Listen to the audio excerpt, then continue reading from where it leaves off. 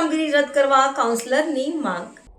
વડોદરા મહાનગરપાલિકા દ્વારા ward number 1માં છાણી જગાતનાકા canal પાસે આવતી ભૂખી કાંસને ડાયવર્ટ કરી રીરૂટ કરવાની કામગીરી આરંભી છે।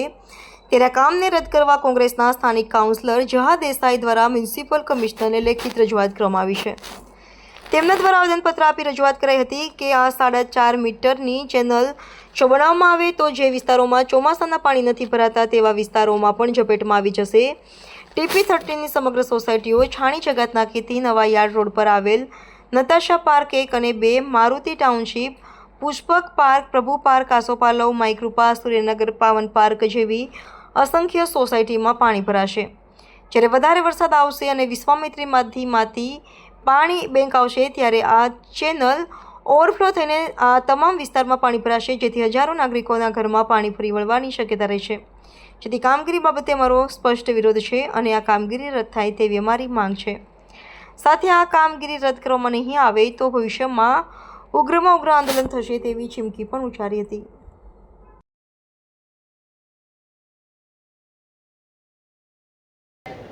જ્યાં ભાઈ આજે મ્યુનિસિપલ કમિશનરને મળીને આવેદન આપ્યું છે, શું વિષય હતો અને શું તકલીફ થશે આના કારણે?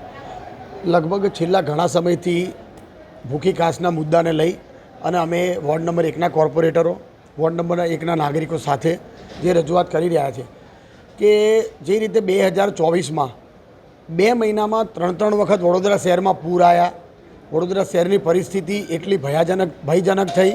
તમે જુઓ પૂરની પરિસ્થિતિ કે વડોદરામાં બહાર નિર્દોષ નાગરિકોના મૃત્યુ થયા, સાથે સાથે પશુઓના મૃત્યુ થયા, વડોદરા શહેરમાં કરોડો અબજોનું નુકસાન થયું।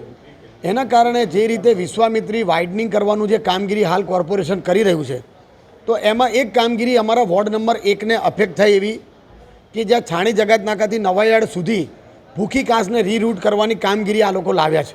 તો અમે એ કામગીરીનો એટલે વિરોધ કરીએ છીએ કે ભાઈ છાણી જગાતનાકાથી નવાયાર્ડવાળા રોડ પર જે પાણી ભરાય છે એ પાણી ભૂખી કાંસ મારફતે જતું રહે છે। જો તમે નવો ભૂખી કાંસનો આખો રીરૂટ કરશો તો અમારા વિસ્તારના TP13 વિસ્તાર છે, છાણી જગાતનાકાની આજુબાજુની સોસાયટીઓ છે, નવાયાર્ડની બાજુના જે વિસ્તારો છે જેવા કે જૂની રામવાડી, નવી રામવાડી, રમણીકલાલની ચાલી, રસુલજીની ચાલી, રોશનનગર, રોશન પાર્ક, અહેમદ રજા નગર, જૂની આશાપુરી, નવી આશાપુરી, અમરનગરની આજુબાજુના વિસ્તારો, TP13ની સોસાયટીઓ, સાથે સાથે ચિસ્તિયાનગરથી લઈ અને Prabhu park, Param park, Pushpak park, Asopalav society, Maikrupa society, Pavan park, Santoknagar, Suryanagar, Natasha residency, Natasha park, Maruti township, આ તમામ સોસાયટીઓના નાગરિકો ખરેખર હેરાન પરેશાન થઈ જશે, પૂરની ચપેટમાં આવી જશે।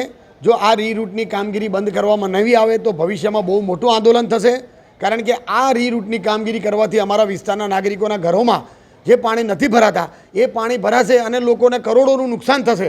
એટલે આ કામગીરી રદ કરવા માટે ભૂખી રીરૂટની કામગીરી છાણી જગાતનાકાથી નવાયાર્ડથી જે નિઝામપુરા સ્મશાન લઈ જવાની કામગીરી જે આ લોકોએ લાવ્યા છે એ કામગીરી કરવાથી જે નવા બનાવેલા રોડો છે એ રોડ પણ તૂટી જશે અને એનો પણ આર્થિક બોજો કોર્પોરેશનના માથે આવશે અને કોર્પોરેશનને નુકસાન ન થાય અને વડોદરા શહેરમાં અમારા વોર્ડ નંબર 1ના નાગરિકોને નુકસાન ન થાય એ માટે આ કામગીરી રદ કરવા માટે અમારી માંગણી છે।